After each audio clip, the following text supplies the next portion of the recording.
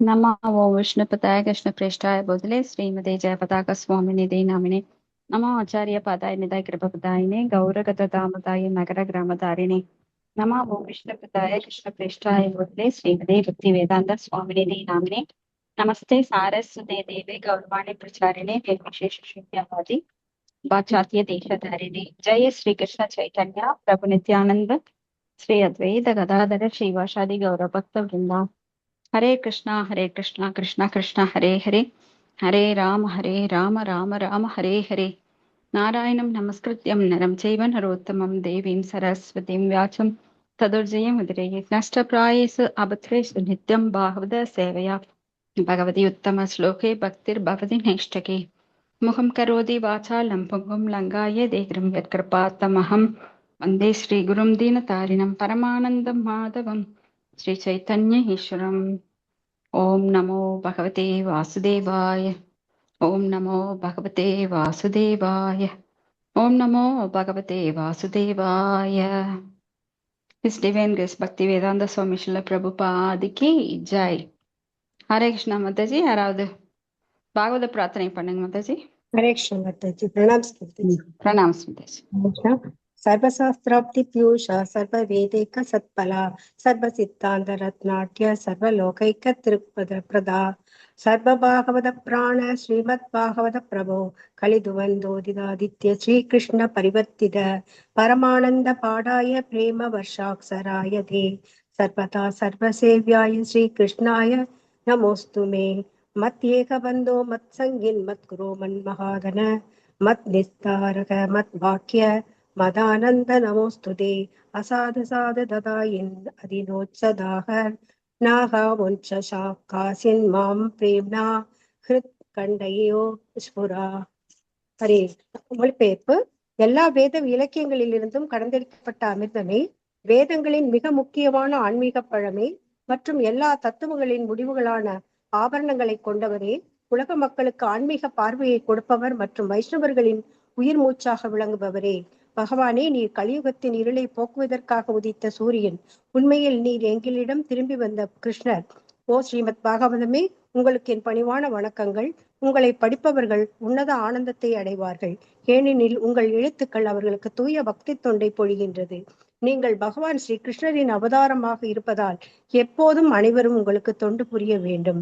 ஓ ஸ்ரீமத் பாகவதமே, ஓ என்னுடைய ஒரே நண்பரே, உடன் இருப்பவரே, என்னுடைய ஆசிரியரே, என்னுடைய மிகப்பெரிய சொத்துமாகவும் விடுவிப்பவருமாகவும் இருப்பவரே, என்னுடைய மிக நல்ல பாக்கியம் மற்றும் ஆனந்தமாக இருப்பவரே, என்னுடைய மரியாதை கலந்த வணக்கங்களையும் ஏற்றுக்கொள்ளுங்கள். ஓ ஸ்ரீமத் பாகவதமே, புனிதமற்றவருக்கும் புனிதத்தை வழங்குபவரே, மிகவும் வீழ்ச்சியடைந்தவர்களை உயர்த்துபவரே, என்னை எப்போதும் கைவிட வேண்டாம். கிருஷ்ணருக்கான தூய பக்தி தொண்டருடன் எப்போதும் என் இதயத்திலும் தொண்டையிலும் தோன்றுவீராக. ஹரி ஓம் சத்தத் சத். ஹரே கிருஷ்ணா. ஹரே கிருஷ்ணா. தேங்க்யூ மாதாஜி. இன்னைக்கு நாம ஸ்ரீமத் பாகவதம் 4வது ஸ்கந்தம் 22வது அத்தியாயம் ஸ்லோகம் 41. 41வது ஸ்லோகம் எடுத்துக்கோங்க. மைத்ரேய உவாச்ச ச ஏவம் பிரம்மபுத்ரேன குமாரேணாத்ம மேதசா தர்ஷிதாத்ம கதி சம்யக் பிரசஸ்யோவாச்ச தம் நிருபः. பக்கிரங் மகத்தி ஹரே மாதாஜி. கிருஷ்ணா மாதாஜி. மொழிபெயர்ப்பு. ஹரே கிருஷ்ணா மைத்ரேய மாதாஜி. மாமுனிவர் கூறினார், இவ்வாறு பிரம்மதேவரின் மைந்தரும் ஆன்மீக அறிவில் உயர்ந்த தேர்ச்சி பெற்றவருமான 4 குமாரர்களில் ஒருவரால் ஆன்மீக ஒளி ஏற்பட்டவுடன் பிருது மகாராஜா அவர்களை வணங்கி கீழ்கண்ட வார்த்தைகளை கூறலுற்றார். பொருளுரை. இச்லோகத்தில் வரும் ஆத்ம மேதசா என்னும் வார்த்தைக்கு ஸ்ரீபாத விஸ்வநாத சக்கரவர்த்தி தாகூர் விளக்கம் கூறுகிறார். ஆத்மனி என்றால் பரமாத்மனி ஆகிய பகவான் கிருஷ்ணருக்கு என்று பொருளாகும். பகவான் கிருஷ்ணரே பரமாத்மா ஆவார். ஈஸ்வர பரம கிருஷ்ண பரமஹம்சிதை 15.1 கிருஷ்ண உணர்வில் முற்றும் நிரப்பப்பட்ட மனதை பெற்றவர் ஆத்ம மேதா ஆவார். இச்சொல்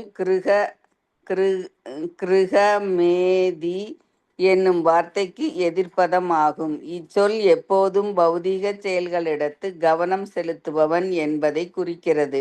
ஆத்ம மேதி என்பது எப்போதும் கிருஷ்ண உணர்வுடன் கிருஷ்ணரின் செயல்களைப் பற்றியே சிந்தித்து கொண்டிருப்பது என்பதாகும். பிரம்மதேவரின் மைந்தரான குமாரரும் கிருஷ்ண உணர்வு நிரம்ப பெற்றவர். ஆதலினால் ஆன்மீக வளர்ச்சிக்குரிய பாதையினை பற்றி அவரால் குறிப்பிட முடிந்தது. ஆத்மகதி என்பது ஆன்மீக பாதையின் செயல்களை குறிப்பிடுகின்றது. அவற்றின் மூலமே ஒருவனால் கிருஷ்ணரை பற்றி மெய்யறிவில் வளர்ச்சி பெற முடியும். ஹரே கிருஷ்ண மாதாஜி. நன்றி மாதாஜி, நேத்தே படிச்சுட்டு அந்த ஆமாங்க ஸ்லோகம் மாதாஜி, பார்த்துட்டோம். படிச்சிட்டோம். ஆமாங்க. ஸ்லோகம் 42. சோ பரமாத்மனி அப்படின்னா பகவான் கிருஷ்ணருக்கு, ஆத்மமேதா கிரகமேதி அப்படிங்கறதெல்லாம் ஓரளவு ஒரே மாதிரி வரும். கிரகமேதி அது வந்து ஆப்போசிட் டு ஆத்மமேதா. ஆத்மமேதா. ஆத்மமேதா. இது வந்து கிரகமேதி அப்படிங்கிறதுக்கு எதிர்ப்பதம். சோ கிரகஸ்தா அப்படின்னாதான் ஆத்மமேதாக்கு ஈக்குவல். கிரகமேதினா ஆப்போசிட். கிரகமேதினா தன்னுடைய புலன்களை திருப்திப்படுத்துவதற்காக இல்வாழ்க்கையில பகவானை மறந்து தனக்காக செயல்படுவது. ஏன்னா பகவான் இல்லாம யாராலையும் செயல்பட முடியாது. பகவானுக்கு வந்து நாம நன்றி கடன் பட்டவர்கள். நாமெல்லாம் எப்பவுமே நித்திய சேவகர்கள். அதை ஞாபகத்துல வச்சு செயல்படும் போது நாம கிரகஸ்தா. கிரகமேதிங்கிறது அதுக்கு ஆப்போசிட், ஆத்மமேதாக்கு ஆப்போசிட். சோ இங்க வந்து மாதாஜி, சொல்லுங்க மாதாஜி. மாதாஜி ரீகேப் சொல்லிட்டு கன்டினியூ பண்றீங்களா மாதாஜி? அதுதான் இங்க பாத்துட்டு இருக்கோம். அதுதான் பாத்துட்டு இருக்கோம் மாதாஜி. கடைசி பொருள் தான். இல்லைங்க மாதாஜி, நான் கேட்டது வந்து அந்த இதுக்கு முன்னாடி இருந்ததையே ஃபுல்லா அப்படியே ஃபர்ஸ்ட் இருந்து ஒரு ரீகேப் சொல்லிட்டு சொல்றீங்களா கேட்டேங்க மாதாஜி. ஓகே மாதாஜி. இப்ப பிருத்து மகாராஜா 4 குமாரர்களை சந்திக்கிறார். இது வந்து 4 குமாரர்கள் வருவது எத்தேச்சியா கிடையாது. இது வந்து ரொம்ப அதிர்ஷ்டம் செய்தவர்கள் தான் இந்த மாதிரி பெரிய பெரிய முனிவர்கள் எத்தேச்சியா பார்க்க, அதாவது அதிர்ஷ்டத்தினால. பிருது மகாராஜா இங்க தூய பக்தரா இருக்கிறதுனால பிருது மகாராஜாவை தேடி அந்த முனிவர்கள் வர்றாங்க. நம்ம முனிவர்கள் நம்ம வீட்டுக்கு ஏதாவது எத்தேச்சியா வர்றாங்க அப்படின்னா கண்டிப்பா அவங்க எத்தேச்சியெல்லாம் வரல, பகவானால் அனுப்பப்பட்டு நம்ம வீட்டுக்கு வர்றாங்க. சோ இத புரிஞ்சுக்கிட்டு நம்ம என்ன பண்ணணும்னா வைஷ்ணவர்களை எப்படி உபசரிக்கணும் அப்படிங்கறதெல்லாம் இதுல சொல்லப்பட்டிருக்கு. வைஷ்ணவர்களை அவர் வந்து அப்படியே தண்டம் போல விழுந்து அவங்கள கும்பிடுறாரு. ஏன்னா வைஷ்ணவர்கள் வீட்டுக்கு வரும்போது உபசரிப்பு அப்படிங்கிறது ரொம்ப முக்கியம். நம்ம வீட்டுக்கு விருந்தினர் வந்தா நாம கண்டிப்பா உபசரிக்கணும். அதுதான் நம்ம பண்பாடு. அதாவது குடிக்கிறதுக்கு தண்ணி கொடுக்கணும், நல்ல விருந்து கொடுக்கணும். அப்படியே உங்களுக்கு கொடுக்க முடியலன்னா அவங்களுக்கு ஒரு டம்ளர் தண்ணியாவது கொடுத்து அவங்கள இன்முகத்துடன் புன்முறுவலுடன் மனசுல வந்து நல்ல எண்ணங்களோட அவங்கள வரவேற்கணும். அவங்களுக்கு ஆசனம் தர வேண்டும். இப்படி எல்லாமே இதுல பிருத்து மகாராஜா அவங்கள சந்திக்கும் போது எல்லாத்தையுமே சொல்றாங்க எப்படி ஒரு வைஷ்ணவர்களை நடத்தணும் அப்படின்னு. அப்ப வைஷ்ணவர்கள் நம்ம வீட்டுக்கு வரும்போது அவர்கள் பாதங்களை கழுவி அந்த நீரை நம்ம மேல தெளிச்சுக்கிட்டு அதை குடிக்கணும். சோ அது பாதத்தூளி, அவங்களுடைய பாதத்துளியை எடுத்து நம்ம உடல் முழுவதும் பூசிக்கணும். வைஷ்ணவர்களோட பாதத்துளி, அந்த டஸ்ட் வந்து ரொம்ப முக்கியம் நம்ம பக்தி வளர்றதுக்கு. அது போல அவங்க உச்சிஷ்டம் அப்படின்னா அவங்க சாப்பிட்ற மீதிய எடுத்து நாம சாப்பிட்டோம் அப்படின்னா நம்மளுக்கு அந்த வைஷ்ணவரோட கருணை அப்படிங்கிறது வாழ்க்கையில மிகவும் முக்கியமானது. அதெல்லாம் நம்மளுக்கு கிடைக்குது அதன் மூலமா. ஒரு வைஷ்ணவர்கள் நம்ம வீட்டுக்குள்ள வரும்போது அவங்க பகவானை உள்ளத்தில் தாங்கி இருக்கிறதுனால எப்பவுமே பகவான் அவர் தானா வர்றது கிடையாது, பக்தர்கள் மூலமா நம்ம வீட்டுக்கு வர்றாரு. சோ பக்தர்கள் எப்பவுமே எதையும் ஃபுல்லா அவங்களுக்கு பகவானை பற்றிய உத்தம பக்தர்கள் பகவானை ஏந்தி வர்றாங்க. சோ அவங்க வந்து கங்கை காவேரி போன்ற பல புனித நீர்களையும் அவங்க உடல்லயே வச்சிருக்காங்க. நாமெல்லாம் கஷ்டப்பட்டு போய் கங்கை காவேரி நர்மதை அப்படின்னு எல்லாம் போய் நம்ம பாவங்களை கழுவ வேண்டிய அவசியம் இல்லை. மகான்கள் நம்ம வீட்டுக்கு வரும்போது அந்த கங்கா யமுனா காவேரி நர்மதா கோதாவரி சிந்து அப்படின்னு சொல்லி எல்லா புனித நதிகளும் நம்ம வீட்டுக்குள்ள வருது. அப்ப வந்து அவங்க நம்மளை தேடி வர்றாங்கன்னா நம்ம செஞ்ச அதிர்ஷ்டம், நல்ல பக்தி புண்ணியம் அது. சோ அதை வந்து நல்லா யூட்டிலைஸ் பண்ணிக்கணும். அப்ப அஹ், விருந்தினர்களை உபசரிக்கிறது ரொம்ப எவ்வளவு முக்கியம் அப்படிங்கிறாங்களோ அதை விட முக்கியம் வைஷ்ணவர்களை வரவேற்று அவர்களுக்கு உபசரித்து அப்போ என்ன பண்ணணும்னா அவங்கள பாராட்டணும். வைஷ்ணவர்களை பாராட்டுவது அப்படிங்கிறது ஒரு முக்கியமான தகுதி பக்தர்களுக்கு. மற்றவர்களோட குறையை காண்பது சாதாரண மக்கள். யாரை பார்த்தாலும் அவங்க அன்னைக்கு அப்படி பண்ணினாங்க, இவங்களை எப்படி பழிவாங்கலாம். அது பக்தர்கள் வந்து எப்பவுமே மறப்போம் மன்னிப்போம். ஏன்னா மறந்தாதான் மன்னிச்சாதான் மறக்க முடியும். எதுவுமே அவங்க மனசுல இருக்காது, நிர்மலமா இருக்கும். அங்க மலம் இருக்காது. மலம் அப்படின்னா என்ன? அசிங்கம். நிர்மலம் அப்படின்னா ஆப்போசிட். அப்ப அவங்க உள்ளம் வந்து எப்பவுமே தெய்வம் இருக்கின்ற கிடங்கு. தெய்வம் எங்க இருப்பாங்க? சுத்தமான இடத்துல. யாருகிட்ட பொறாமை, ஏக்கம், பேராசை, பொல்லாங்கு, பொய் சொல்லுவது, அடுத்தவங்கள பொல்லாங்கு சொல்லுவது, அடுத்தவங்க மேல குறை வச்சுக்கிட்டு அந்த கசடுகள் எல்லாம் வச்சிருக்கிற இதயத்துல பகவான் தங்க முடியாது. ஏன்னா அது குப்பை. குப்பைக்குள்ள பகவான் தங்க மாட்டார். ஏன்னா அவர் தூய்மையானவற்றில் தூய்மையானவர். யாருடைய உள்ளத்துல அந்த நிர்மலம் அப்படின்ற சுத்தமாக இருக்கின்றதோ அந்த இடத்துல பகவான் பளிச்சுன்னு வெளிப்படுவார். ஏன்னா தூய உத்தம பக்தர்களுக்கெல்லாம் யாரு மேலேயும் எந்த ஒரு காமமோ குரோதமோ லோபம் மோகம் மதம் ஆச்சரியம் எதுவுமே கிடையாது. எப்பவுமே அவங்க யாருக்கு நல்லது செய்யலாம், எந்த உயிர்வாளிக்கு என்ன நல்லது செய்யலான் இருப்பாங்க. அது மாதிரிதான் இங்க பிருத்து மகாராஜா. அதனாலதான் 4 குமாரர்கள் இங்க சந்திக்க வர்றாங்க. சோ பிருத்து மகாராஜா அவங்கள பார்த்த உடனே அவங்கள நல்லா உபசரிச்சு அவங்களுக்கு ஆசனம் தந்து அவங்க காலெல்லாம் கழுவி அவர்களுக்கு போஜனம் எல்லாம் கொடுத்து நல்லா இது பண்றாரு. அப்ப பிருது மகாராஜாவே அவங்க பாராட்டுறாங்க திருப்பி.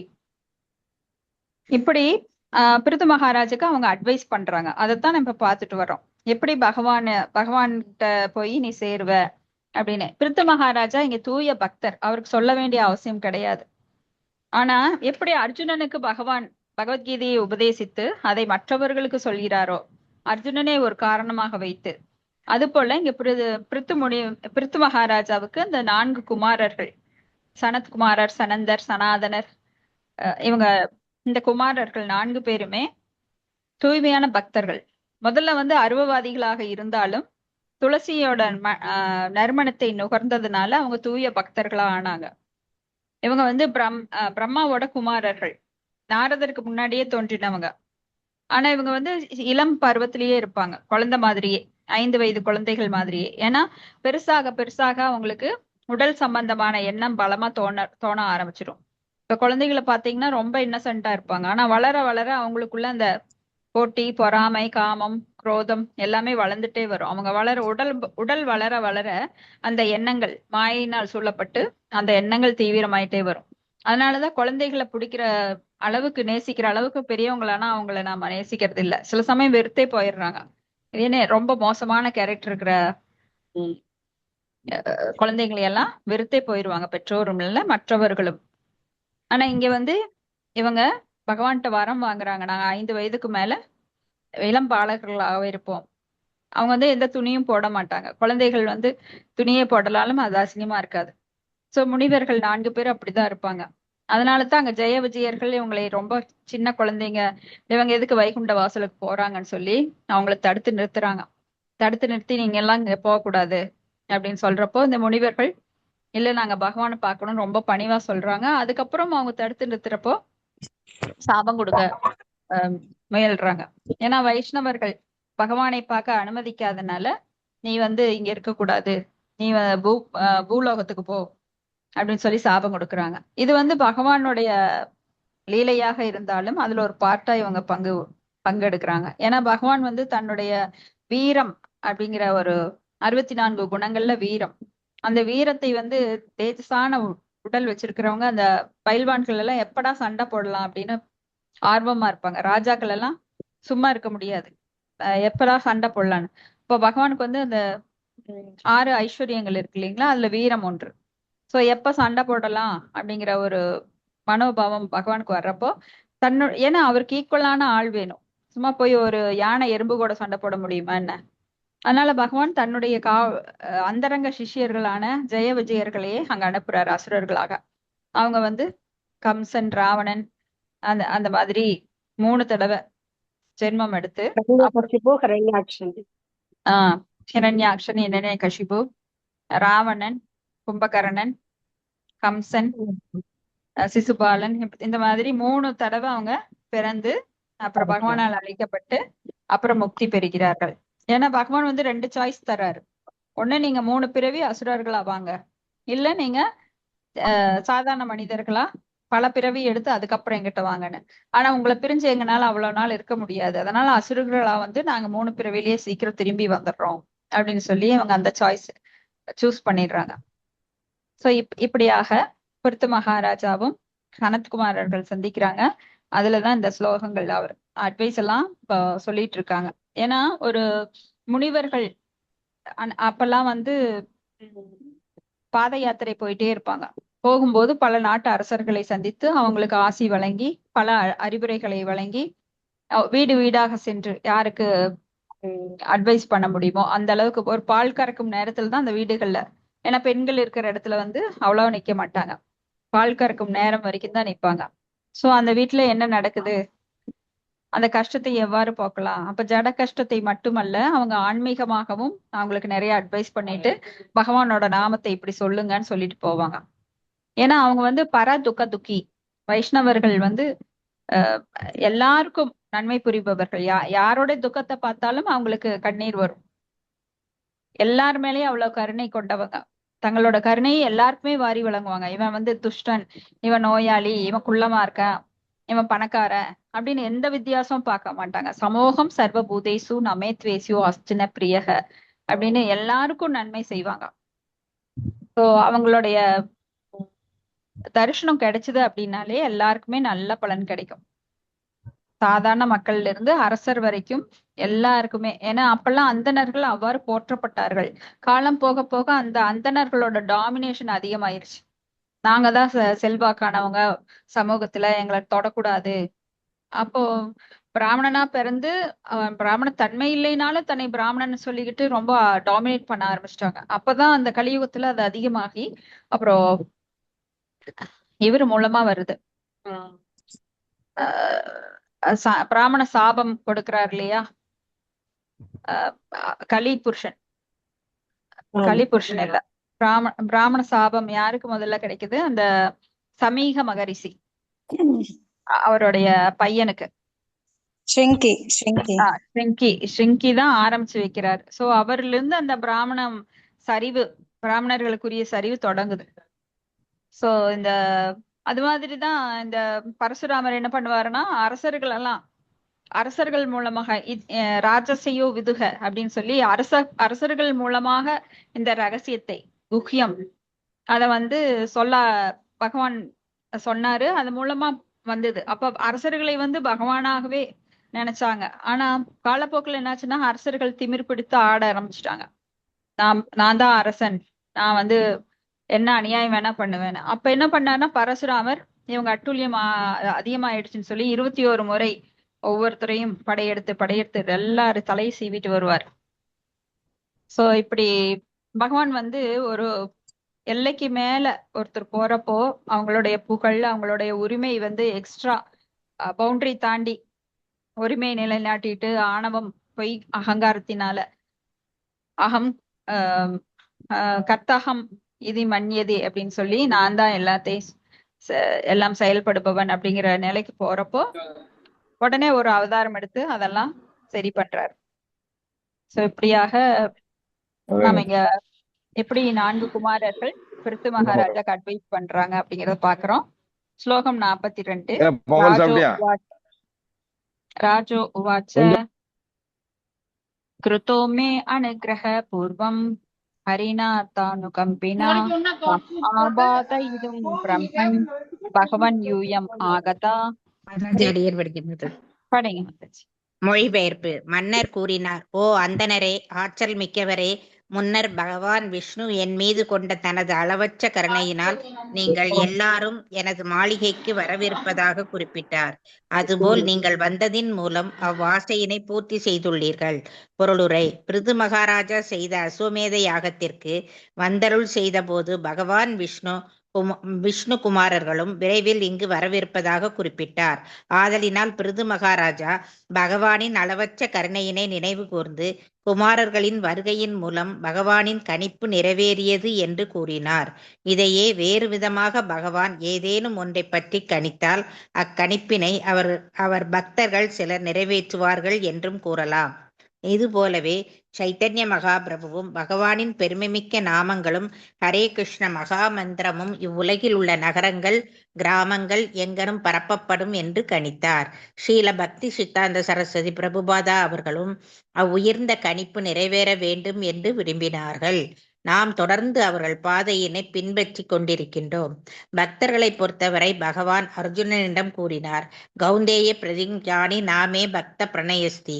குந்தியின் மகனை குறித்துக்கொள், எனது அன்பன் சாக மாட்டான். பகவத்கீதை 9.33. இதில் நாம் குறித்து கொள்ள வேண்டியது என்னவென்றால், பகவான் தானே இது போன்ற அறிவிப்புகளை செய்யக்கூடும். ஆனால் அர்ஜுனன் போன்ற பக்தர்களின் மூலம் அறிவிக்க செய்தது. ஏனென்றால் தனது வார்த்தைகள் சாகாது என்பதனை 2 மடங்கு உறுதி செய்வதற்கே. பகவான் இவ்வாறு பிரதிஷ்டை செய்யும் பொழுது அவரது நம்பிக்கைக்கு பாத்திரமான பக்தன் அதனை நிறைவேற்றுகின்றான். அழுந்தும் மக்களின் நன்மைக்காக பகவான் எத்தனையோ சத்தியங்கள் செய்திருக்கின்றார். வருந்தும் மனித இனத்தின் மீது பகவான் இத்துணை காருண்யமிக்கவராய் விளங்கிய போதும் மனிதர்கள் அவருக்கு தொண்டு செய்ய போதுமான ஆர்வம் காட்டுவதில்லை. இது தந்தைக்கும் தனையனுக்கும் உள்ள உறவினை போன்றது. தனையனின் நன்மையில் தந்தை ஆர்வமிக்கவராய் இருந்த போதிலும் மைந்தன் அவரை மறக்கவோ அல்லது வெறுக்கவோ செய்கிறான். இதில் உள்ள அனுகம்பினா என்னும் வார்த்தை முக்கியத்துவம் வாய்ந்ததாகும். பகவான் உயிர்களின் மீது பரம கருணை உடையவர். அதனால்தான் வீழ்ந்துபட்ட ஆத்மாக்களை மீட்பதற்காக அவர் இவ்வுலகிற்கு வருகிறார். யதா யதா ஹி தர்மஸ்ய கிளானிர் பவதி பாரதா அபியுத்தானாம் அதர்மஸ்ய ததாத்மனாம் ஸ்ருஜாமி அகம். ஓ பரதகுல தோன்றலே, எங்கு எப்போது சமய மார்க்கத்திற்கு இடையூறும் சமயமற்ற நிலையின் ஆதிக்கமும் ஏற்படுகிறதோ அப்போது நான் என்னை பிறப்பித்துக் கொள்கிறேன். பகவத்கீதை 4.7. இவ்வாறு பகவான் தனது அளவற்ற கருணையினால் பல்வேறு அவதாரங்களை எடுக்கின்றார். பகவான் ஸ்ரீ கிருஷ்ணர் வீழ்த்தப்பட்ட ஆத்மாக்களின் மீது கொண்ட கருணையினாலேயே இங்கு அவதரித்தார். அசுரர்களால் அழிக்கப்படும் எளிய மிருகங்களின் மீது கொண்ட கருணையினால் பகவான் புத்தர் அவதரித்தார். பிரகலாத மகாராஜாவின் மீது கொண்ட கருணையினால் பகவான் நரசிம்ம தேவர் அவதரித்தார். இறுதியாக பௌதீக உலகில் வீழ்ந்து கிடக்கும் ஆத்மாக்களின் மீது கொண்ட அளவற்ற கருணையினால் அவர் அவைகளை வீடு பேறு பெறச் செய்து மீண்டும் முழுமுதற் கடவுளிடமே திரும்பி அனுப்புவதற்காக தானே நேரிலோ அல்லது தன் பக்தர்களையோ அடியார்களையோ தன் விருப்பத்தை நிறைவேற்றுவதற்காக இங்கே அனுப்புகிறார். இவ்வாறு பகவத்கீதையை அர்ஜுனனின் மூலம் ஒட்டுமொத்த மனித இனத்தின் நலனுக்காகவே அருளினார். புத்தியிலே தெளிவு பெற்றோர் கிருஷ்ண பக்தி இயக்கத்திற்கு மிகுந்த முக்கியத்துவம் கொடுத்து எந்தவித தவறுகளும் இன்றி அவரது தூய பக்தர்களால் உபதேசிக்கப்படும் பகவத்கீதை அருளர்களை முழுவதும் பயன்படுத்தி கொள்ள வேண்டும். Hare Krishna. Thank you Mataji. Thank you Mataji. So இங்க மன்னர் முதலியே பகவான் வந்து சொல்லியிருக்கார் மன்னருக்கு, பிருத்து மகாராஜாவுக்கு, இந்த மாதிரி உன்னோட மாளிகைக்கு பக்தர்கள் எல்லாம் வரப்போறாங்க அப்படின்னு. அதுவும் தூய பக்தர்களான குமாரர்கள் இவங்க வரப்போறாங்கன்னு ஏற்கனவே ஒரு ப்ரிடிக்ஷன், அதாவது பகவான் சொன்னதுனால எதிர்பார்த்துட்டு இருந்திருக்கார். அப்ப இங்க அதைத்தான் சொல்றார். பிருத்து மகாராஜா செய்த அஸ்வமேத யாகத்திற்கு வந்தருள் செய்த போது பகவான் விஷ்ணு, நாம பார்த்த பிருத்து மகாராஜா வந்து பெரிய ஒரு அஸ்வமேத யாகம் செய்யறார். அது 100 அஸ்வமேத யாகம் செய்தால் இந்திர பதவி கிடைக்கும். ஆனா அவர் இந்திர பதவிக்காக அதை செய்யல, மக்களோட நன்மைக்காக செய்யறாரு. அப்ப 99 யாகங்களை முடிச்ச அப்புறம் 100வது யாகத்தை செய்யும் போது அவருக்கு இந்திரன் ரொம்ப தொல்லை தர்றாரு. அந்த வெள்ளை குதிரைய வந்து அவர் திருடிட்டு போயிடுறாரு. சோ அதனால அவருக்கும் அவரோட பையனுக்கும் இது வந்து அத்திரி முனிவர் மூலமா தெரிய வருது. தெரிஞ்ச உடனே அவர் வந்து கொல்ல சொல்றாரு இந்திரனை. ஆனா இவங்க வந்து இந்திரன் என்ன இருந்தாலும் இந்திரன் வந்து ஒரு கலப்படமான பக்தன் தான், மிஸ்ர பக்தன். அதனால அவனை கொல்ல வேண்டிய அவசியம் இல்லை. ஏன்னா அவர் வந்து பகவானுக்காக செயல்படுகிறார் அப்படிங்கிறது தெரிஞ்சு அவரை கொல்லல. இருந்தாலும் கோபம் வந்து கொல்ல போறப்போ அவங்க பிரம்மாவால தடுத்தாட்கொள்ளப்படுறாங்க. பிரம்மா சொல்றாரு பிருத்து மகாராஜாட்ட, ஏற்கனவே உனக்கு எல்லா குவாலிட்டி இருக்கு. சோ நீ வந்து இப்போ இவனை கொல்ல கொடுக்க, தேவேந்திரனை கொன்னா அது பெரிய பாவம் ஆயிடும், வேண்டாம். அவனுடன் இன்னும் நீ வந்து 100வது யாகத்தை செய்து அவனை வந்து தவறு செய்ய தூண்டுவதை விட நீ விட்டு கொடுத்துடலாம் அப்படிங்கும்போது அவர் சமாதானம் அடைஞ்சிடுறார். ஏன்னா பிருத்து மகாராஜா பகவானுடைய இன்கார்னேஷன், அவதாரம், சக்தி ஆவேச அவதாரம். அதனால அவருக்கு சொன்ன சிலருக்கெல்லாம் அட்வைஸ் பண்ணினா உடனே புரிஞ்சிடும், சிலருக்கெல்லாம் 10-15 தடவை சொல்லணும் புரிய வைக்கிறதுக்கு, சிலருக்கு சொன்னாலும் புரியாது, பட்டாலும் புரியாது. ஆனா இங்க பிருத்து மகாராஜா தூய பக்தர்ங்கிறதுனால அவர் ஒரு தடவை சொன்ன உடனே, பிரம்மா சொன்ன உடனே, ஏன்னா அவருக்கு எந்த தலகணம் இல்ல, அகங்காரம் கிடையாது, பொய் அகங்காரம் கிடையாது. சோ 100 யாகம் பண்ண வேண்டிய அவசியம் இல்லைங்கிறத புரிஞ்சுட்டார். ஏன்னா தகுதி இருக்கிறவங்க அதுக்காக போராட வேண்டிய அவசியம் இல்லை, புகழுக்காகவோ பேருக்காகவோ. ஏன்னா அவங்களுடைய அந்த புகழ் பேரெல்லாம் பகவானே கொடுத்துடுறார், இவங்க போய் தேட வேண்டிய அவசியம் இல்லை, தானாக சேரும். ஒரு பக்தருக்கு புகழ் அப்படிங்கிறது அவங்க தேடி போறது கிடையாது, இருந்தாலும் பகவான் தானா கொடுக்கிறார். என்னைக்குமே அதை யாராலையும் தடுக்கவே முடியாது. ஒருத்தரை புகழ் ஒரு பக்தர், தூய பக்தர், அவர் புகழப்படுவதை தடுக்க முடியாது. இப்ப ஸ்ரீல பிரபுபாதர் அவர் தூய பக்தர், ஆனாலும் அவர் தன்னை எப்படி இன்ட்ரடியூஸ் பண்றாருன்னா, அறிமுகப்படுத்துறாரு எல்லார்கிட்டையும், நான் மிகவும் தாழ்ந்தவன், கிருஷ்ண சேவகன் அப்படின்னு சொல்லி எப்பவுமே அவர் சொல்றது. நான் எல்லா புக்லயும் நீங்க பாருங்க, நான் மிகவும் தாழ்ந்த பக்தன் அப்படின்னு தான் சொல்லுவார். நான் பகவானுடைய கீழ்நிலை சேவகன் அப்படின்னு சொல்லிக்குவாங்க. தூய பக்தர்கள் யாருமே என்னை தூய பக்தன் நானு அப்படின்னு சொல்ல மாட்டாங்க. ஆனா அந்த அரகுர டிக்கெட்டுகள்லாம் நாங்கெல்லாம் பக்தர்கள் பக்தர்கள் அப்படின்னு சொல்லுவாங்க. பக்தர்கள் அப்படிங்கறதுக்கு என்ன டெபினிஷனே தெரியாது, வெறும் சடங்கு மட்டும் பண்ணுவாங்க. சோ இங்க பிருத்து மகாராஜா சொன்ன உடனே கேட்டுட்டாரு, அந்த யாகத்தை நிறுத்திட்டார், 99 யாகத்தோட முடிச்சிட்டாரு. அதனால மறுபடியும் தேவேந்திரன் திருப்தியுற்று மறுபடியும் ஃப்ரெண்டா பிருத்து மகாராஜா கூட ஃப்ரெண்ட்ஷிப் வச்சுக்கிறான். அவரும் மன்னிச்சிடறார், பிருத்து மகாராஜா மன்னிச்சு அவரை தவறு செய்வதிலிருந்து அதனால தடுக்கிறார். ஸோ இந்த மாதிரி நல்ல குவாலிட்டி எல்லாம் இருக்கங்காட்டிக்கு அவருக்கு புகழ் மேலும் மேலும் பரவுகிறது. ஏன்னா அவர் ஒரு ராஜாங்கிற அகங்காரத்துல இல்ல, மக்கள் கூட எப்பவுமே ரொம்ப கீழ்நிலையில போய் மக்களுடைய தேவைகளை எல்லாம் நிறைவேற்றி போர் புரியறப்போ போர்ல வீரம் காட்டி எல்லா விதமான, ஏன்னா ரஜோகுணமும் சத்துவகுணமும் உடையவர்கள் தான் சத்திரியர்கள். சோ சத்துவகுணத்துல என்ன பண்ணுவாங்கன்னா நிறைய தான தர்மங்கள் நல்லதெல்லாம் பண்ணுவாங்க. ரஜோகுணத்துல போர் புரியணும், மக்களை காப்பதற்காக, பகைவர்களிடமிருந்து, அண்டை நாட்டினரிடமிருந்து காப்பதற்காக அவங்க போர் புரியணும். சோ திருடர்களை கொல்றதுக்காக போர் புரியணும், திருட்டு களவெல்லாம் நிறைய போச்சுன்னா அவங்கள கொல்றதுக்காக அவங்க கூட போர் புரியணும். அப்போ மக்களை காக்கிறது அவங்களோட வேலை. சோ அந்த சமயத்துல வேள்வி நடத்தும் போது பகவான் நேர்லயே வர்றாரு. நேர்லயே அவருக்கு நிறைய அட்வைஸ், இது மாதிரி இவங்க சொன்ன மாதிரியே. ஏன்னா பக்தர்கள்கிட்ட போய் நாம எதுவும் கேட்க கூடாது, அவங்களாம் அறிவுரை சொல்லும் போது அதை நாம கேட்டுக்கணும். தூய பக்தர்கள் நமக்கு என்ன தகுந்தது அப்படின்னு சொல்லுவாங்க, எப்படி நடந்துக்கணும்னு. சோ இது நானே தூய பக்தர், எனக்கே எல்லாம் தெரியும் அப்படிங்கிற அகங்காரம் கிடையாது. எவ்வளவு சொல்றாங்களோ அவ்வளவும் கேட்டுக்கிறார். ஏன்னா திரும்ப திரும்ப கேட்பதன் மூலமா நம்மளுக்கு அந்த மாயாதேவி உள்ள நுழையவே முடியாது. ஒரு சின்ன கேப் கிடைச்சா, இல்லைன்னா மாயாதேவி எல்லார்கிட்டையும் நுழைஞ்சிருவாங்க.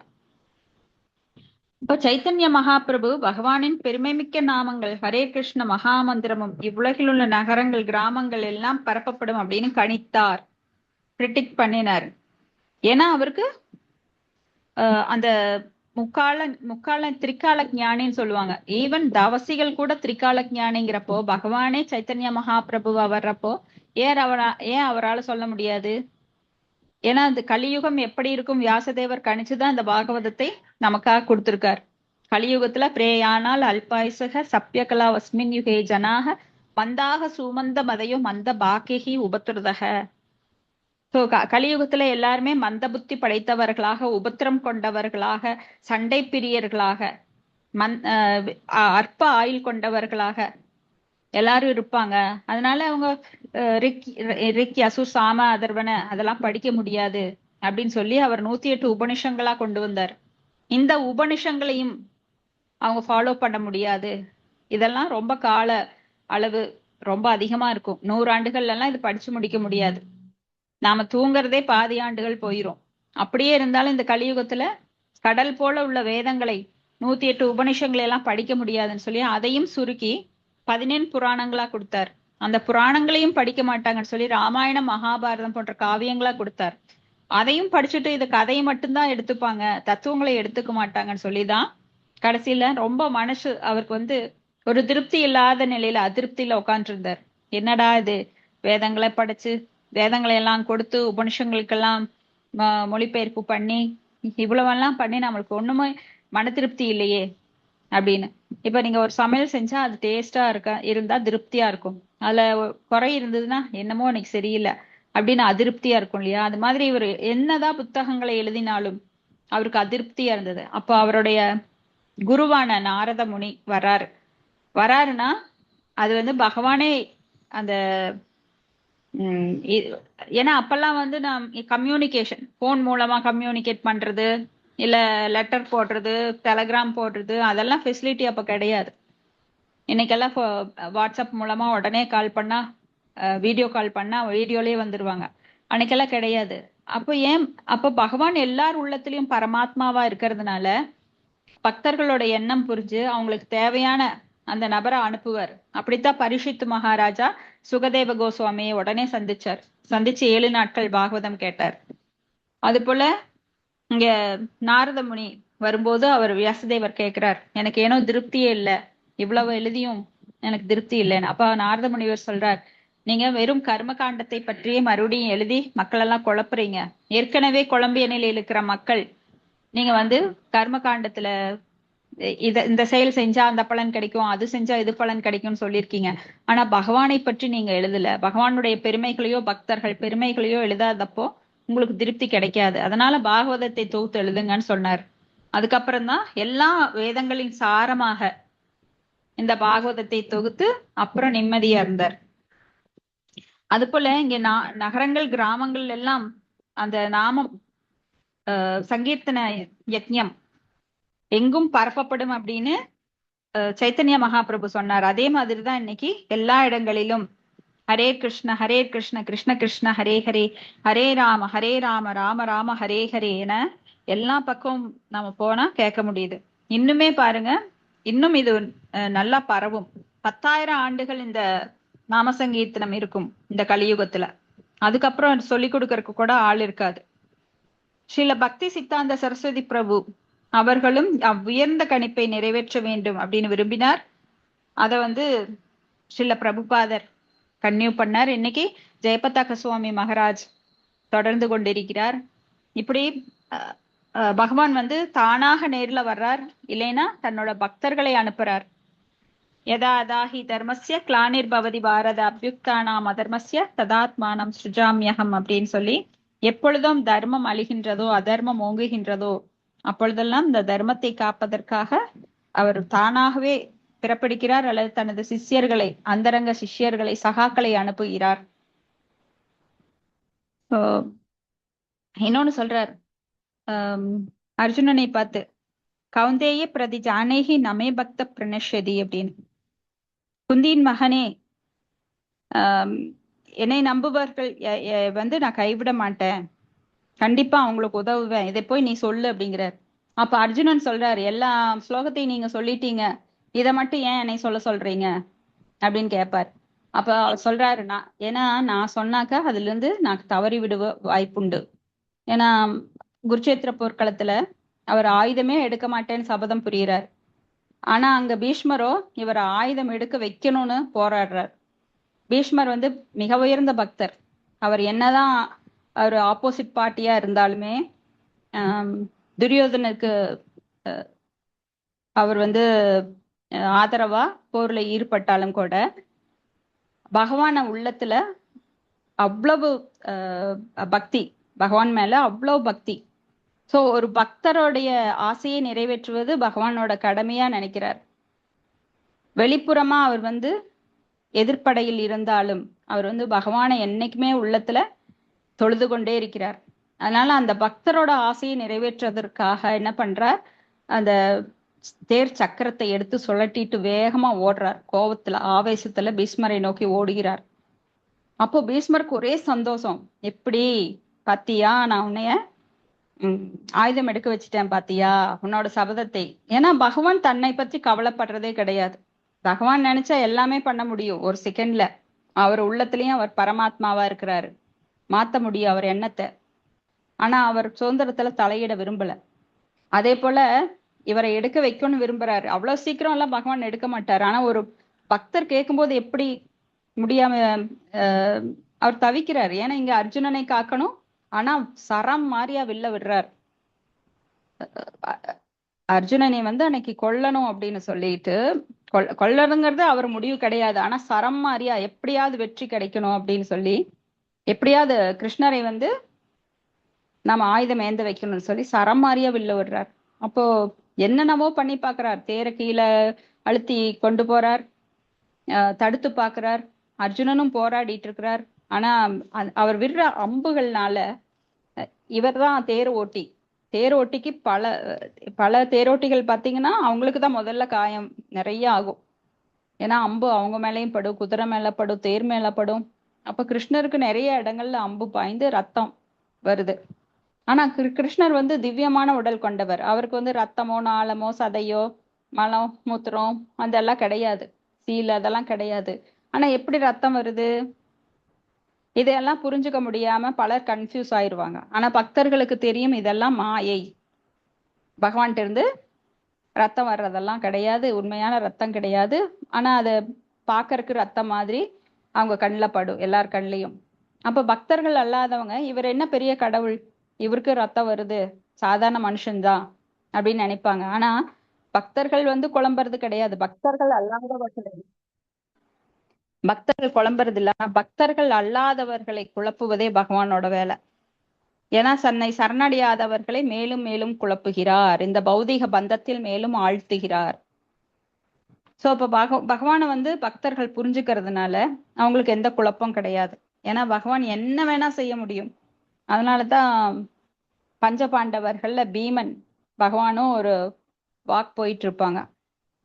அப்போ பகவான் சொல்லுவார், மேல பறக்குது பார், அது ஒரு பருந்து அப்படிம்பார். அங்க ஒண்ணுமே இல்ல. அப்போ பீமன் சொல்றான், ஆமா ஆமா பருந்து பறக்குது, நீ என்ன பாக்குற, நான் தான் போய் சொல்றேன், பருந்து இல்ல அது காக்கா அப்படிம்பார். ஆமா ஆமா காக்கா தான் அப்படிம்பார். இல்லடா நான் தப்பா பார்த்துட்டேன், அது காக்கா இல்ல, நல்லா பாரு அது மயில் அப்படிம்பாரு. ஆமா ஆமா மயில் தான் அப்படின்னு. இப்ப கிருஷ்ணருக்கே கோபம் வந்துடுது. என்ன நீ, நான் என்ன சொன்னாலும் நீ ஆமா ஆமா போட்டுட்டு வர்ற அப்படின்னு சொல்லும்போது, கிருஷ்ணா எனக்கு தெரியும் நீ என்ன வேணா செய்யக்கூடியவன், சொல்லு, நான் இல்லைன்னு சொன்னா அந்த செகண்ட் அங்க வந்துரும். ஸோ அதனால எதுக்கு நான் உங்களோட மல்லு கட்டணும்? ஏன்னா நீ உயர்ந்தவற்றில் உயர்ந்தவன், எல்லா சிறப்புகள் உனக்கு இருக்கு, எல்லா தகுதியும் இருக்கு. நான் சொன்னா அது பொய்யாயிரும், நீ சொல்றது உண்மையாயிடும். அப்ப ஏன் நான் உங்க கூட போட்டி போடணும்? சோ நீ என்ன சொல்றியோ அதுக்கு ஆமா அப்படின்னு சொல்லி சரணடைஞ்சிடுறாரு. இப்படி சரணடைந்தவர்கள் என்னைக்குமே கௌந்தேய பிரதி ஜானேகி நமே பக்த பிரணஷதி, அவர்கள் வீழ்ச்சி அடைய மாட்டார்கள். பகவானை நம்புறவங்க என்னைக்குமே வீழ்ச்சி அடைய மாட்டாங்க. அதைத்தான் அவர் உறுதிப்படுத்துறார். ஏன்னா நானே சொன்னா கூட சில சமயம் இப்படி தவறிடுறேன், ஆனா ஒரு பக்தன் சொல்லிட்டான்னா உடனே அதை காப்பாத்துவேங்கிறார். இதுக்கு முன்னாடி நாம பார்த்தோம் இல்லைங்களா, ஸ்ரீபாத ராமானுஜாரியார் ஒரு பக்தனுக்கு சொல்றாரு, நான் உனக்கு வீட்டுக்கு பிரசாதம் வந்துரும் போ அப்படின்றார். ஆனா அவர் இருக்கிற பிஸியில அவர் மறந்துட்டாரு. அப்புறம் ரொம்ப நாள் கழிச்சு அந்த பக்தரை பாக்குறாரு. அவன் வந்து ஓடி வந்து, ஐயா ரொம்ப நன்றி, எனக்கு கோயில்ல வந்து பிரசாதம் ரொம்ப கம்மியா கொடுத்தாங்க, எங்க 10 குழந்தைங்க இருக்காங்க, வீட்டுல ரொம்ப தரித்திரமா இருந்தது, யாரும் சாப்பிட முடியல, ஒரு ஒரு ஒரு ஆள் கூட பத்த மாட்டேன்றது அப்படின்னு சொல்லி ரொம்ப கவலைப்பட்டு உங்ககிட்ட சொன்னேன், நீங்க உடனே அடுத்த நாள்ல இருந்து அனுப்பிச்சு வச்சுட்டீங்க அப்படின்னு. ஆனா இவருக்கு அப்பதான் ஷாக் ஆகுது, ஐயோ நான் சொல்லிட்டு மறந்துட்டேனே அப்படின்னு. அப்ப அவர் கேக்குறாரு, இவன் கிண்டல் பண்றானா அப்படின்னு சொல்லிட்டு, ஏப்பா உனக்கு எப்படி சாப்பாடு கிடைக்குதா அப்படின்னு. ஆமா நீங்க டெய்லி எனக்கு அந்த பிராமணர் ஒரு சின்ன பையன் கொண்டு வந்து கொடுத்துட்டு போயிட்டு இருக்கானே, எங்களுக்கு ரொம்ப திருப்தியா இருக்கு, எல்லாருக்கும் நிறைய இருக்கு, வயிறார சாப்பிடுறோம் நாங்க அப்படின்னு சொல்லும்போது, அவரும் ஒரு பிராமணர் தான். ஆனா இவர் வாக்கு கொடுத்ததே மறந்துட்டாரு.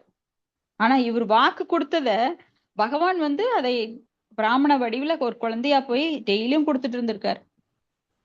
அப்பதான் அவருக்கு புரியுது, ஓ இது பகவானோட வேலை அப்படின்னு சொல்லி. சோ ஒரு ஒரு தூய பக்தர் வாக்கு கொடுத்தார் அப்படின்னா அவரது வாயில வந்த அந்த சொல்லானது உண்மையிலேயே நடக்குது. பகவான் வந்து அதை நிறைவேற்ற ரொம்ப கஷ்டப்படுறாரு, பாடுபடுறாரு. ஐயோ என் பக்தன் வந்து வாக்கு கொடுத்துட்டான், அவனால செய்ய முடியல, நான் செஞ்சிருவேன் அப்படின்னு சொல்லி. அதனாலதான் தூய பக்தர்கிட்ட நாம எப்பவுமே ஜாக்கிரதையா இருக்கணும். ஏன்னா அவங்க நிறைய அந்த அனுகிரகம் இருக்கிறதுனால அவங்கள கோவப்படுத்தாம இல்ல அவங்களுக்கு அபராதம் பண்ணாம, ஏன்னா அவங்க அவ்வளவு சீக்கிரம் கோவமே பட மாட்டாங்க. ஆனா அந்த அபராதமானது பகவானுக்கு வந்து ரொம்ப, தன்னையே அவர் திட்டினா கூட மன்னிச்சிருவார், மறந்துடுவார் சீக்கிரம். ஏன்னா நாமெல்லாம் பகவானை விட்டு பிரிஞ்சு பல கோடி ஜென்மங்கள் எடுத்துட்டு போராடிட்டு இருக்கோம். நம்மளுக்கெல்லாம் நீர், நிலம், நெருப்பு, காற்று, ஆகாயம் எல்லாமே, வீடு, சொத்து, உடம்பு, கண் பார்வை எல்லாமே நம்மளுக்கு கொடுக்கிறார். ஒவ்வொன்றுமே நம்மளுக்கு அமைஞ்ச நல்லது எல்லாமே பகவானால் கொடுக்கப்பட்டது. நம்மளை சுற்றி இருக்கிற பொருள், இந்த உலகம், நாம அனுபவிக்கிறது எல்லாமே பகவானால் கொடுக்கப்பட்டது. ஆனா நம்ம பகவான் திரும்பி பாக்குறது இல்ல. அதுக்காக அவர் கோவப்படுறதும் கிடையாது. நான் திருந்தணும், நீ திருந்தணும்னு சொல்லி நம்மளுக்கு எவ்வளவோ வாய்ப்புகள், அறியாமையை நீக்கிறதுக்காக நிறைய வாய்ப்புகள் கொடுக்கிறார். பக்தர்கள் சங்கத்தை கொடுக்கிறாரு, இதிகாசங்களை கொடுக்கிறாரு. நீங்கெல்லாம் இந்த ஞானத்தை பெற்று என்னிடம் திரும்பி வாருங்கள்னு சொல்றாரு. ஆனா அந்த அறியாமையை நீக்கிறதுக்கு நாம இவ்வளவு கொடுத்துமே அதை நாம யூஸ் பண்ணிக்காம பகவானை புறந்தள்ளி அவர்கிட்ட இருந்து முகத்தை திருப்பி பௌதிகத்துல ஈடுபட்டு இருக்கிறோம். பொய்ய உண்மையா நினைச்சுக்கிட்டு நாம அதுல ஈடுபட்டு இருக்கிறோம். ஆனா உண்மை இங்க இருக்கு, அதை பொய்யா நினைச்சுக்கிட்டு பௌதிகவாதிகள் பகவானை திரும்பி பார்க்காம கடவுளே கிடையாது, என்னமோ அவங்க கிட்டதான் எல்லாம் இருக்கிற மாதிரியும், என் ரத்தம் இருக்கிறப்போ அந்த இளமையில ஒன்னும் தெரியாது. ஆனா வயசு ஆக ஆகத்தான் நாத்திகன் கூட பக்தனாயிருவான். ஏன்னா கஷ்டம்தான் அவனுக்கு பாடமா இருக்கு. கஷ்டப்படாத வரைக்கும் பகவானை நினைக்கிறது இல்ல. கஷ்டம்னு வர்றப்போ எதுவுமே இயலாத நேரத்துல கடைசியில கண்கட்ட பிறகு சூரிய நமஸ்காரம். நிறைய நாத்திகர்களை நம்ம பார்த்திருக்கோம், கடைசியில பக்தர்கள் ஆயிடுவாங்க. அட்லீஸ்ட் அடுத்த பிறவிக்காவது அவங்க தயாராகிறாங்க. சோ இங்க அணுகம்பினா அப்படின்னா பகவான் உயிர்கள் மீது பரம கருணை உடையவர். அதனால்தான் வீழ்த்தப்பட்ட ஆத்மாக்களை மீட்கறதுக்காக அவர் வர்றார். இப்படி பகவான் அளவற்ற கருணையினால் பல்வேறு அவதாரங்களை எடுக்கிறார். பகவான் இங்க வர வேண்டிய அவசியமே கிடையாது. ஏன்னா பகவானுடைய லோகம் அவ்வளவு அற்புதமானது. நான் தத் பாஷ்ய தோஷியோ நசசாங்கோ நா பாவக எகத்வா நான் நிவர்த்தந்தே தத்தாம பரமம் மம. சோ நீங்க அதை வந்து கற்பனையினால கூட நாம நினைச்சு பார்க்க முடியாது. அவ்வளவு சுகம் கொண்டது பகவானுடைய லோகம், ஆன்மீக லோகங்கள். ஆனா இந்த பௌதிக லோகங்கள் வந்து ரொம்ப துர்நாற்றம் பிடிச்சது. அதுக்குள்ள நாம உட்காந்துருக்கோம். ஏன்னா அதுக்குள்ளேயே உட்கார்ந்து அந்த வாசம் நம்மளுக்கு தெரியாது. இப்போ ஒரு இடத்துல வந்து எப்பவுமே அந்த ஸ்மெல் இருக்கு அப்படின்னா அவங்களுக்கு அது பழகி போயிடும். அது போல இந்த ஜட உலகம் ரொம்ப மோசமானது, துர்நாற்றம் கொண்டது. இதுல வந்த இங்க இருக்கிற மனுஷங்க தேவலோகத்துக்கு போனாலே தேவர்கள் சொல்லுவாங்களாம், என்னமோ நர வாடை அடிக்குது, எவனோ உள்ள பூந்துட்டான், அவனை புடிச்சு கீழே போடுங்க அப்படின்னு. சோ தேவலோகத்திலேயே அதுவும் ஒரு ஜடலோகம்தான், இருந்தாலும் நம்மளை விட பல மடங்கு அங்க அதிக சுகங்கள் இருக்கு. அவங்களே இந்த லோகத்திலிருந்து போறவங்கள அப்படி சொல்றாங்க அப்படின்னா அப்போ இந்த ஜட உலகம் எப்படிப்பட்டது, மாசுபட்டதுன்னு பாருங்க. அப்ப இதுக்குள்ள பகவான் வர வேண்டிய அவசியம் என்ன? மிக உயர்ந்தவர் அவர், வந்து எல்லாவற்றிலும் பெரியவர், விபு.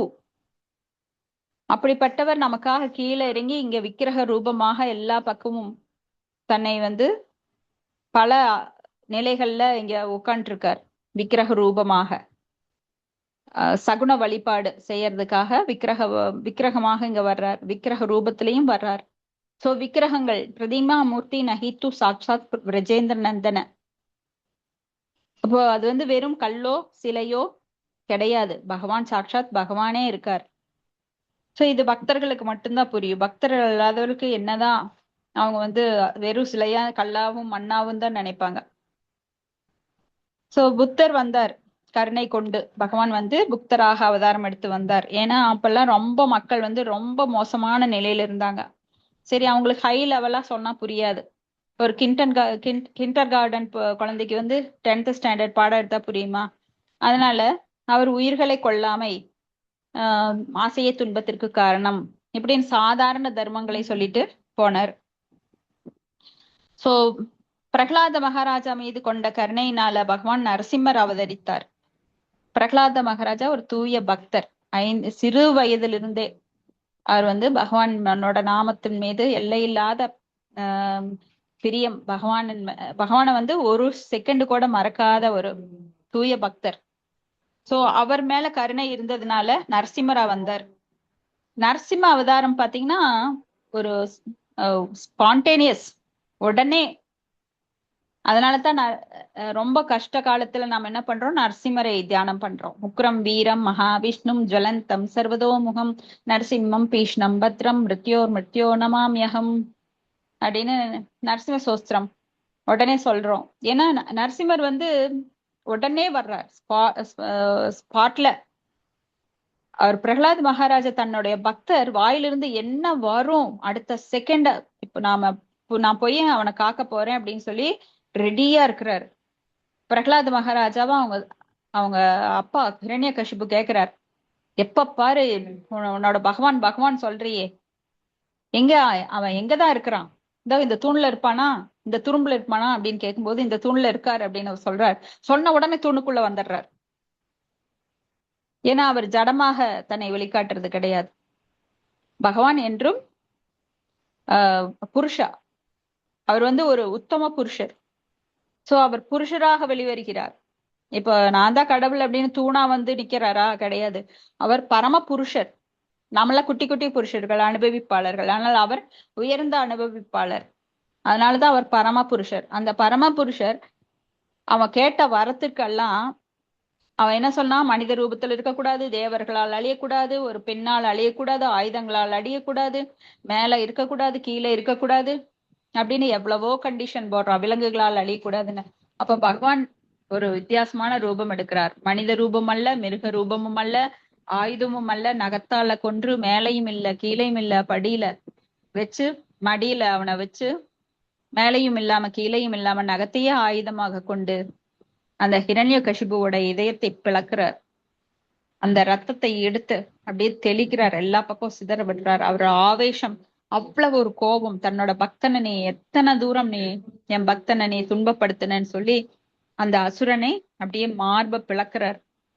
அப்படியே அண்டங்கள், பல லோகங்கள் நடுங்குது. அவரோட உக்கிரமான அந்த சிம்ம கர்ஜனை கண்டு அங்க இருக்கிற தேவர்கள், லக்ஷ்மி தேவி, பிரம்மா, சிவன் எல்லாருமே கதி கலங்குறாங்க. அவரோட ஆவேசம் தணியவே மாட்டேங்கிறது.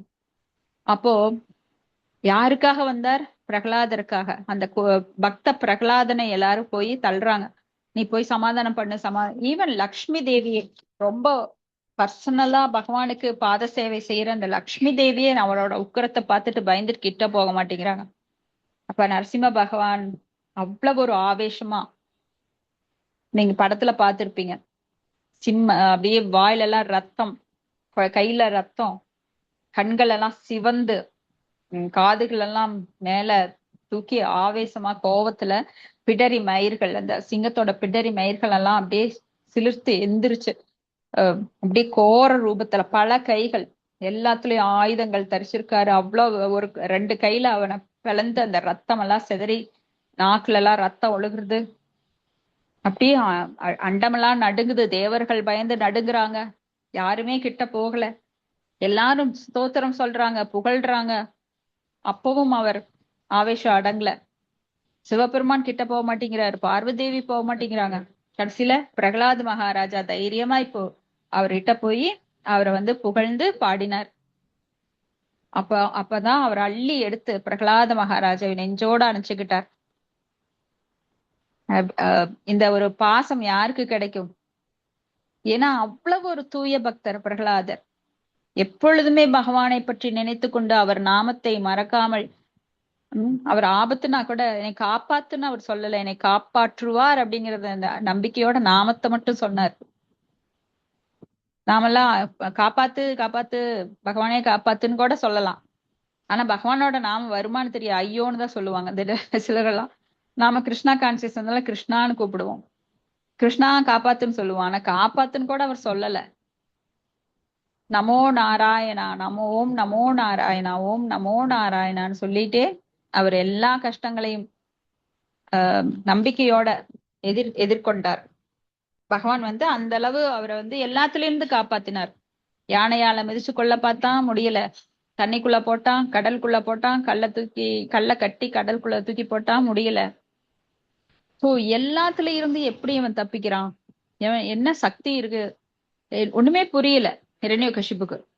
எல்லாரும் என்னை பார்த்து நடுங்குறாங்க, தேவர்கள் நடுங்குறாங்க. இந்த பொடி பையன், நான் பெத்த பையன், ஆனா இவனுக்கு என்னதான் என்ன சக்தி இருக்குன்னு தெரியலையே அப்படின்னு சொல்லி அந்த அக்னியில தூக்கி போடுறான். அப்பவும் எரிய மாட்டேன்றான். எல்லாத்துலயும் தப்பிச்சு வர்றான். யானையை விட்டு மிதிக்க வைக்கிறான், முடியல. யானை மாலை போட்டுட்டு போகுது. ஒண்ணுமே புரியல. சோ கடைசியில கோவம் யார்தான் அவனை காப்பாத்துறா? நீ சொல்ற அந்த பகவான் யாருக்கு? என் கண்ணு முன்னாட வர சொல்லு. அவனுக்கு இருக்கிற ஆணவம் பாருங்க. சோ இந்த சின்ன ஒரு பக்தனான உருவத்தில் இருக்கிற அந்த பிரகலாதாவே என்னால அழிக்க முடியல, அவனை காப்பாற்றும் கடவுளை என்னால அழிக்க முடியுமான்னு அவன் நினைக்கவே இல்லை. விநாசகாலே விபரீத புத்தி. சோ அவனோட விபரீத புத்தியில அவன் விநாசமாயிடுறான். சோ நம்மளுக்கெல்லாம் சில சமயம் அப்படித்தான், புத்தி ரொம்ப மோசமா போகும்போது நம்மளுக்கு ஏதாவது ஒரு பிரச்சனை வரும். சோ பகவான் என்ன பண்றாருன்னா ஒரு அடி அடிக்கிறார், நீ போகாத, அதை செய்யாத அப்படின்னு சொல்லி.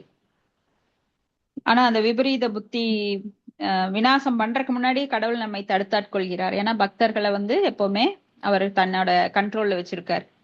அதனால நாம அழியறதுக்கு முன்னாடியே நம்மளை காப்பாத்திடுவார். சோ நம்ம சிறு நம்பிக்கை வைத்தா கூட போறோம், அதை உயர்த்துவதற்காக நம்மளுக்கு சூழ்நிலையை உருவாக்கி தரார். அவரை பற்றி புரிதலை இன்னும் மேலும் மேலும் பலப்படுத்திக் கொள்வதற்காக நமக்கு பக்தர்கள் சங்கத்தையும் நம்மளுக்கு பகவத்கீதை பாகவதம் போன்ற தொடர்புகளையும் ஏற்படுத்தி தருகிறார். அதை நாம நல்லா யூட்டிலைஸ் பண்ணிக்கணும். அப்படியும் இல்லைன்னா அப்ப அது நம்ம முட்டாள்தனம். கிடைச்சும் கைவிட்டது. இப்போ உங்களுக்கு பெரிய ஒரு ரொம்ப வறுமையில் இருக்கிறீங்க, ஒரு வைரக்கல்லை கொடுத்து நீ இதை வித்து உன்னோட பிரச்சனையை தீர்த்துக்கோ அப்படின்னா அது தொலைச்சிடுவீங்களா? எவ்வளவு பத்திரமா வச்சு அதை நீங்க யூஸ் பண்ணுவீங்க. அது போலதான் நமக்கு இந்த கலியுகத்துல நம்மளுக்கு இந்த கிரந்தம், பக்தர்கள் சங்கம் எல்லாம் கிடைச்சிருக்கு அப்படின்னா அதை நல்லா கெட்டியா பிடிச்சுக்கணும். அதை பிடிக்காம நழுவ விட்டோம் அப்படின்னா மறுபடியும் என்னாகும்? நாம இந்த பிறப்பு இறப்பு சுழலில் அந்த சைக்கிள்ல மாட்டி ராட்டனத்துல மேலையும் கீழையும் தொங்கிட்டே இருக்க வேண்டியதுதான். இறங்க முடியாம அதை ஓடிட்டே இருக்கும். இவ்வாறு பகவத்கீதையை அர்ஜுனன் மூலம் ஒட்டுமொத்த மனித இனத்தில் நலனுக்காகவே அருளினார். புத்தியிலே தெளிவு பெற்றோர் கிருஷ்ண பக்தி இயக்கத்திற்கு மிகுந்த முக்கியத்துவம் கொடுத்து எவ்வித தவறுகளுமின்றி அவரது தூய பக்தர்களால் உபதேசிக்கப்படும் பகவத்கீதை அருளுரைகளை முழுதும் பயன்படுத்தி கொள்ள வேண்டும். ஸோ இதெல்லாம் அரிய வாய்ப்பு. இதெல்லாம் சாதாரணமா கிடைச்சது. இதெல்லாம் எப்போ நாம பொருள் வாங்குற, டிவி வாங்குற மாதிரி, ஃப்ரிட்ஜ் வாங்குற மாதிரி நினைச்சுக்கிட்டு இதை நாம சாதாரணமா எடுத்துக்க கூடாது. சோ எல்லாருக்குமே இது முக்கியமான அறிவுரை என்னன்னா, இந்த பக்தி கிடைக்கிறது ரொம்ப ரொம்ப துர்லபம் மானுஷ ஜென்மம். சோ இந்த பக்தி ரொம்ப அரிதானது. பகவான் முக்தியை கொடுப்பார், ஆனா பக்தி அவ்வளவு சீக்கிரம் கொடுக்க மாட்டார். அதனால்தான் பிரம்மதேவர் கூட சொல்றார், அத்வைதமச்சுதமனாதிமனந்த ரூபம் ஆத்யம் புராண புருஷம் நவயவனம் ச வேதேசு துர்லபம் அதுர்லபம் ஆத்ம பக்தௌ. வேதேசு துர்லபம் அதுர்லபம் ஆத்ம பக்தௌ. இந்த பக்தி கிடைக்கிறது துர்லபம், அதுர்லபம் மிக மிக அரிது. கோவிந்தமாதி புருஷம் தமஹம் பஜாமி. அடுத்தது ஸ்லோகம் 43. நிஸ்பாதிதஸ்ச காட்சூன்யேன பகவத்கிருணாலுபீஹ சாதுசிஷ்டம் ஹிமே சர்வம் ஆத்மனாஹ சஹ கிம் ததே. படிக்கிறேங்க மாதாஜி. மாதாஜி, மொழிபெயர்ப்பு. எனது அன்பிற்குரிய அந்தணரே, நீர் பகவானைப் போல் கருணையுடையவர். ஆதலின் அக்கட்டளையினை முற்றிலும் நிறைவேற்றுகின்றீர். அதனால் உமக்கு காணிக்கையாக எதையாவது கொடுப்பது என் கடமையாகின்றது. ஆனால் என்னிடம் இருப்பதெல்லாம் தெய்வீக அருளாளர் பயன்படுத்திய மிச்ச உணவே. அதனால் எதனை நான் கொடுப்பது? பொருளுரை. துச்சிஷ்டம் என்னும் வார்த்தை இச்லோகத்தில் மிகவும் முக்கியத்துவம் வாய்ந்தது. ஒருவர் பயன்படுத்திய மிச்ச உணவை மற்றவர் பெற்றுக்கொள்வது போல பிருது மகாராஜா தன் ஆட்சியினை தெய்வீக அருளாளர்களான பிருகு போன்றவர்களிடம் இருந்து பெற்றுக்கொண்டார். மன்னர் வேணன் இறந்தவுடன் உலகம் முழுவதும் சிறந்த மன்னர் ஒருவர் இன்றி தவித்தது. பல இயற்கை உத்பாதங்கள் தோன்றின. அதனால் பிருகு முனிவரின் தலைமையின் கீழ் முனிவர்கள் எல்லோரும் ஒன்று சேர்ந்து பிருகு மகாராஜாவை அவரது தந்தை வேணனின் உடலிலிருந்து உண்டாக்கினர். பிருது மன்னருக்கு இல்லாட்சி இப்பேற்பட்ட தெய்வீக அருளாளர்களின் கருணையினால் கிடைத்தமையால் குமாரர்களுக்கு அவற்றை பிரித்து கொடுக்க அவர் விரும்பவில்லை. ஒரு தந்தை தான் உண்ட எச்சிலை தன் மைந்தனுக்கு கொடுக்கலாம். அதே எச்சில் உணவை மைந்தன் தன் தந்தைக்கு மீண்டும் கொடுக்க கூடாது. பிருது மகாராஜாவும் இதே நிலையில்தான் இருந்தார். அவரிடம் இருந்ததெல்லாம் மற்றவர் எச்சில். ஆதலினால் அவற்றை அவர் குமாரர்களுக்கு அளிக்க முடியாது. மறைமுகமாக அவரிடம் இருந்தவற்றையெல்லாம் அவர் அவர்களுக்கு அர்ப்பணித்தார். அவர்களும் அவற்றை ஏற்று தாம் விரும்பிய வண்ணம் பயன்படுத்தி கொண்டனர். அடுத்து வரும் ஸ்லோகம் அது என்ன என்பதனை கூறும். ஹரே கிருஷ்ணா மாதாஜி. நன்றி மாதாஜி. ஹரே கிருஷ்ணா. இங்க வந்து விருந்தினர்களை வரவேற்பது ரொம்ப முக்கியம். வரவேற்பது அப்படின்னா அவங்க போறப்ப ஏதாவது கிஃப்ட் ததாமி பிருத்வி கிருக்னாதி குஹ்யம் ஆக்கியாதி பிரிச்சதி புங்தே போஜயதே செய்வ தத்வித பிரீத்தி லட்சணம்.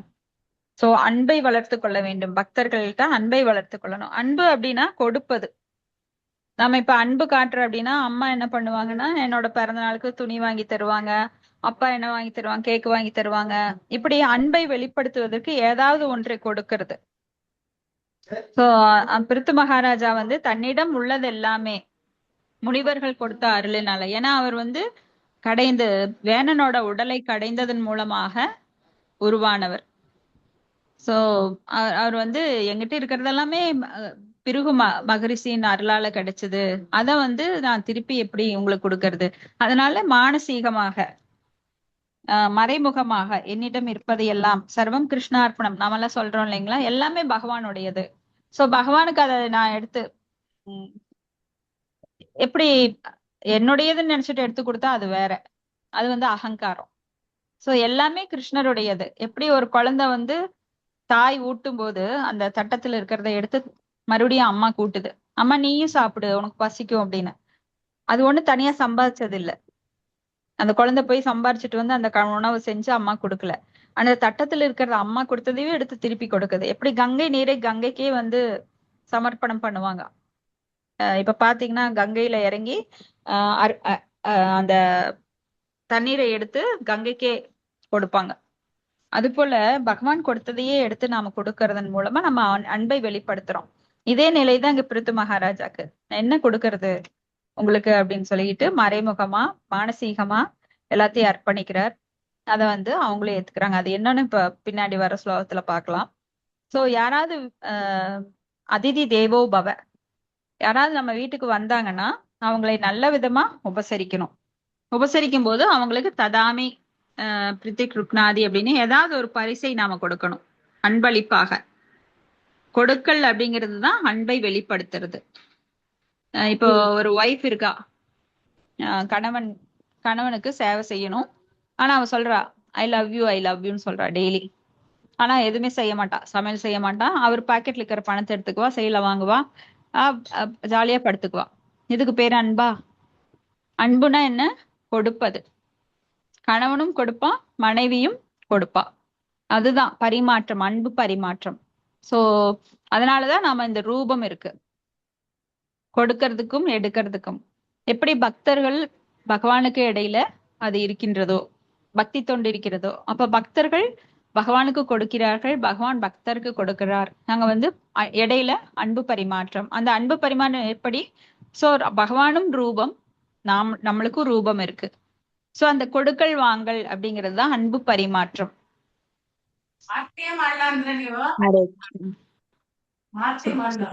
ஹரே கிருஷ்ணா பிரபு. हरे कृष्ण। प्रभु प्रणाम माता जी। कृष्ण प्रभु प्रणाम।